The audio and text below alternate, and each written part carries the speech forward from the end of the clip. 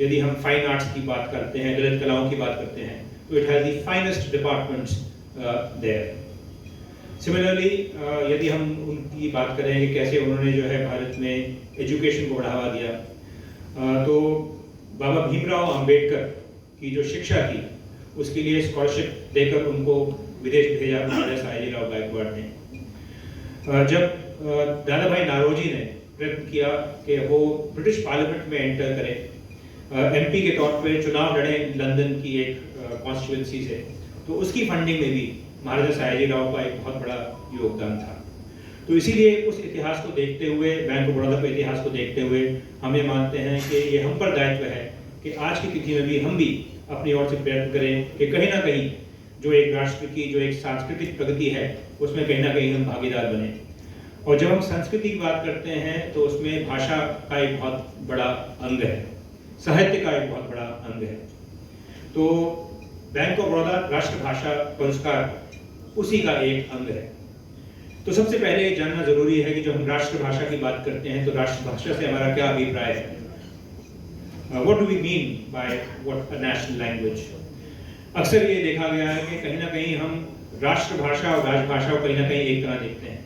ये निश्चित है कि हमारी राजभाषा जो है वो हिंदी है, और जब हम राष्ट्रभाषा की बात करते हैं तो हमारी वो सभी 22 भाषाएं जो 8वें अनुच्छेद में है वो हमारी राष्ट्रभाषाएं हैं। तो इस पुरस्कार का ध्येय है उन सभी राष्ट्रभाषाओं का विकास, आदान प्रदान द्वारा विकास। तो ये पुरस्कार जो है उन सभी राष्ट्र की भाषाओं में मूल कृतियां जो हैं, जो नॉवल लिखे गए हैं, उनको रिकग्नाइज करना चाहता है, और उनको जिनका अनुवाद हिंदी में गत वर्ष में हुआ है।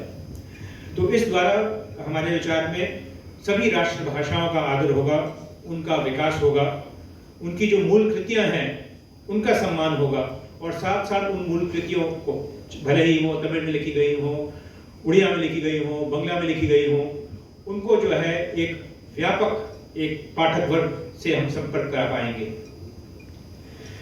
इस उपन्यास के लिए हमने जो है एक बहुत आवश्यक है कि जब हम किसी पुरस्कार की बात करते हैं तो उसमें एक क्रेडिबिलिटी बहुत इंपॉर्टेंट होती है कि पुरस्कार में जो है वो ज्यूरी की क्रेडिबिलिटी क्या है।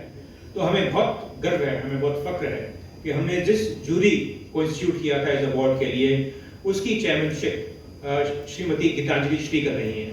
आप सब वाकिफ होंगे कि गत वर्ष इंटरनेशनल बुक प्राइज से श्रीमती गीतांजलि श्री को नवाजा गया था रेत समाधि के लिए, टूम ऑफ सैंड।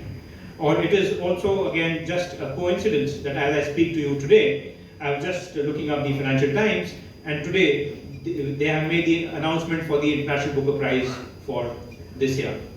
तो इस जो हमारी जूरी है, जैसा कि मैंने आपसे जिक्र किया कि निर्णायक मंडल की अध्यक्षता कर रही हैं इंटरनेशनल बुकर प्राइज विजेता सुश्री गीतांजलि श्री। इसके सदस्य हैं प्रख्यात चिंतक एवं रचनाकार श्री पुष्पेश पंत, तथा साहित्य और अनुवाद के क्षेत्र में कई प्रख्यात शख्सियतें जैसे कि श्री अरुण कमल, सुश्री अनामिका और Shri Prabhat Ranjan. I believe that this is possibly the most credible and again distinguished jury that can be put together, that we put together for this prize this year. जो प्रक्रिया इस अवार्ड की रही है वो ये है कि हमने सभी लेखकों से, सभी पब्लिशर्स से हमने कृतियां इनवाइट की थी।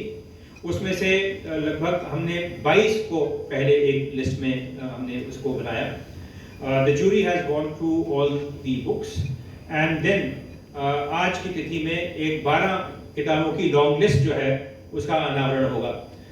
मैं अनावरण जो है मैंने कहा हम 2 मिनट की रोक लेते हैं, क्योंकि पहले बहुत ही आवश्यक है कि इस अवार्ड का, इस पुरस्कार का परिप्रेक्ष्य क्या है, जूरी मेंबर्स कौन है, उससे आप सबका परिचय कराया जाए। इस 12 की जो लॉन्ग लिस्ट होगी उसका जो है एक 6 की शॉर्ट लिस्ट उसके बाद घोषित की जाएगी। तो 12 की जब लॉन्ग लिस्ट होगी तो उन्हीं 12 जितने भी हमारे लेखक हैं, अनुवादक हैं, उनके साथ हम जो है देश के विभिन्न भागों में संवाद करेंगे, पैनल डिस्कशंस करेंगे।